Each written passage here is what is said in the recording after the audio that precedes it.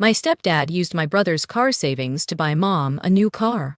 So, we fought back and moved out. I'm 20 years old, and my brother, Jake, is 17. We've always been close, the kind of siblings who actually choose to hang out together. Maybe it's because we've had to be each other's constant through all the family drama. Or maybe we just got lucky in the sibling lottery. Either way, he's not just my brother, he's my best friend. The morning started like any other summer day in our suburban home, but it would end up changing everything. I was in the kitchen making coffee when I heard my stepdad's booming voice calling my brother downstairs. "Jake, get down here. We've got a surprise for you. Hey, you want to come see this?" Jake called up to me, excitement evident in his voice. I grabbed my coffee and headed outside, not wanting to miss his moment of joy. "Remember when we used to fight over who got the front seat?" Jake had said to me recently, both of us laughing at the memory. Now look at us, plotting our escape together. I remember smiling, thinking they were finally doing right by my little brother. After all the arguments, all the saving, all the promises, he was finally getting his car. If only I'd known what was really about to happen. Let me back up a bit. Our relationship wasn't always this close. When we were younger, we had the typical sibling rivalries. But everything changed after our parents' divorce when I was 12 and Jake was 9. We learned quickly that we needed to stick together. The divorce itself wasn't the problem. Our dad, though living across town, remained a steady, loving presence in our lives. The real issues started when Mom remarried 2 years later to Greg, our stepdad. He walked into our lives like he owned them, immediately trying to establish himself as the ultimate authority. Greg was the type of man who needed to dominate every situation, every conversation. He'd interrupt Jake mid-sentence with comments like, "When you're older, you'll understand," or "That's not how the real world works, kid." It drove Jake crazy, and honestly, me too. I still remember one of their first major clashes. Jake was 13, and Greg had decided to teach him responsibility by making him mow the lawn every weekend. "But I have basketball practice on Saturdays," Jake had protested. Greg's response was immediate and harsh. "Well, then you better wake up earlier, shouldn't you?" That's what responsible people do. I'd watched Jake's face redden with anger, but he'd held his tongue. That was the beginning of their power struggle, one that would only escalate over the years. Mom, for her part, seemed to lose her backbone the moment she married Greg. The strong, independent woman who'd raised us became someone who constantly deferred to her new husband's judgment, even when it was clearly wrong. "He means well," she'd say after every confrontation. "He's just trying to teach you kids valuable life lessons." But the lessons Greg wanted to teach always seemed to involve breaking Jake's spirit. Which brings us to the car situation. Jake had been working since he was 15, saving every penny he could. He worked weekends at the local grocery store, summers at the community pool, even started a small lawn care business in our neighborhood.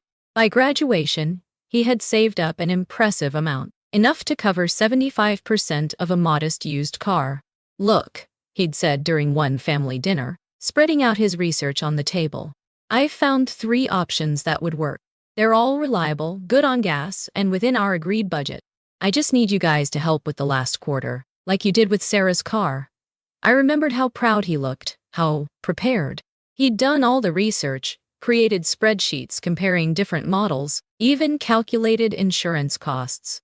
It was exactly the kind of responsibility Greg was always preaching about. Greg had looked over the papers with what I now recognize as barely concealed contempt. "We'll think about it," he'd said, dismissing Jake's hard work with 3 words. Months of arguments followed. Greg kept moving the goalposts, adding new conditions, making new demands. Finally, after endless negotiations, they agreed to help Jake get a car this summer. Which brings us back to that morning. I followed Jake outside, watching his face as he took in the sight before him. There was indeed a car in the driveway, a brand new model, sleek and expensive. But it wasn't for him. "Surprise?" Mom called out, clapping her hands. "Isn't it beautiful? And you can use it too, sometimes?" I watched the color drain from Jake's face as Greg explained, smirking, how they'd used Jake's savings as part of the down payment for Mom's new car. They actually expected him to be grateful for the privilege of occasionally borrowing it.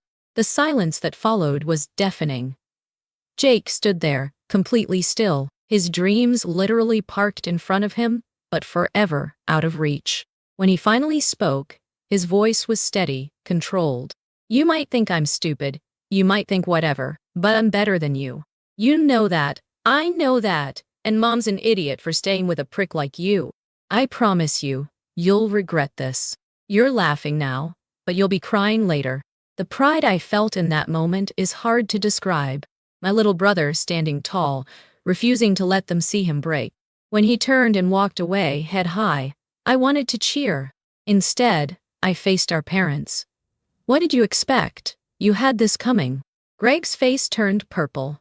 How dare you talk to us like that? Both of you are grounded until you learn some respect. I couldn't help but laugh. Respect? You want to talk about respect after what you just did? That evening, I found Jake in his room, staring at his savings account statement on his phone. The account was nearly empty. They had no right, I said, sitting beside him on his bed. We're going to fix this. He looked up at me, eyes red but dry. You know what hurts the most? Not even the money. It's Mom. She just stood there, smiling, like this was some kind of gift.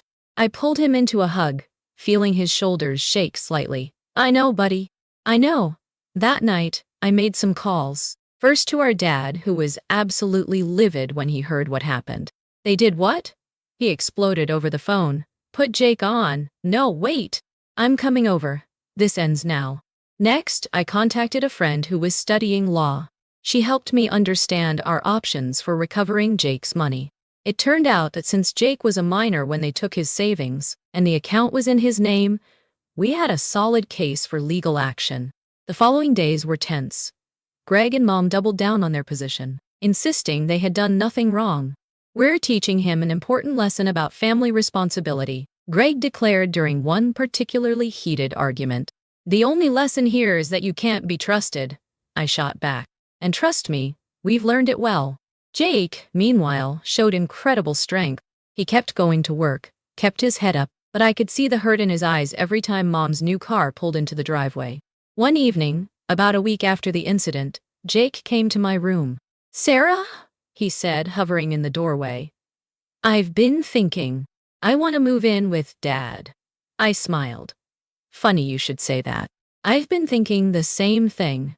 The relief on his face was immediate. Really? You'd come too? Of course I would. You're my little brother. Where you go, I go. We spent that night planning our exit strategy. Dad was more than willing to take us both in, and we started secretly moving our important belongings to his house. The legal process is ongoing. We've filed the necessary paperwork to recover Jake's savings, and while it's not a quick process, our case is strong. Greg's attempts to intimidate us into dropping it have only strengthened our resolve. You really want to tear this family apart over money? Mom asked during one of her attempts to guilt us into backing down. No, Mom, Jake replied calmly. You and Greg already did that. We're just picking up the pieces. The support we've received has been overwhelming. Friends have offered help, neighbors have expressed their outrage, and even some of Mom's family members have taken our side. You don't have to take the car, one particularly kind soul offered. I have an old Honda I could sell you cheap. But Jake refused. Thank you, but I'll wait. I want to do this right, on my own terms. That's my brother, prideful in the best way possible. We're moved in with Dad now. The change has been good for both of us. There's a peace here that we haven't felt in years, a sense of being valued and respected that was always missing in Mom and Greg's house. Last week, I overheard Jake talking to Dad in the kitchen. You know what's weird? Jake was saying. I'm actually kind of glad this happened. Not about the money, but it showed me who really has my back. Your sister's something special, Dad replied. Yeah, she is. But so are you, Dad. Thanks for being here for us. Moments like that make all of this worth it. Yes, we're still dealing with the fallout. Yes, there are still difficult days ahead as we navigate the legal process and heal from this betrayal. But we're doing it together, and that makes all the difference. The other day, Jake and I were sitting on Dad's porch, watching the sunset. Remember when you used to tell me stories to help me fall asleep? He asked suddenly. I laughed. You mean when you were scared of the dark and wouldn't admit it? Yeah, You always knew exactly what I needed, even when I didn't." He paused, then added, "You still do." And that's really what this is all about. Sometimes being a big sister means telling bedtime stories. Sometimes it means standing up to injustice. And sometimes it means helping your little brother rebuild his life after betrayal. I don't regret any of it. Every argument with Greg, every disappointed look from Mom, every difficult decision, it was all worth it to protect my brother and our bond. We may have lost some family members in this process, but we've gained something more valuable: the knowledge that we can count on each other, no matter what. As for Jake's car, he's saving up again, this time with Dad matching his contributions dollar for dollar. It might take a while, but he'll get there. And this time, when he finally parks his car in the driveway, it will be his and his alone. No strings attached, no cruel surprises, just the result of hard work and genuine family support.